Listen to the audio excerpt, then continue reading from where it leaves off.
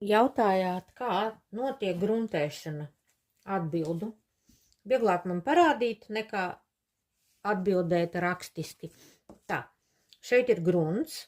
Šie trauciņi jau ir izkaltuši. Tad vienkārši iemērcam, drusku paturam un atkal viņus liekam žāvēties.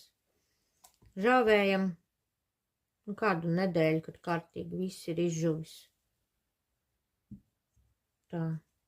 Un tā, visus izžuvušos trauciņus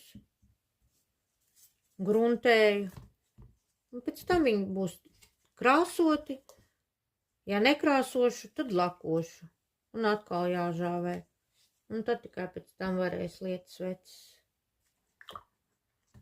Jā, pie reizes varu parādīt vienu jaunumiņu, kas man būs. Ļoti skaisti hiacinti.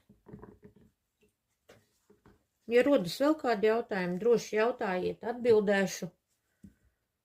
Vai rakstiski, ja būs vienkāršāk, vai arī parādīšu, kā to daru. Uz tikšanos. Lilijas ziepēs.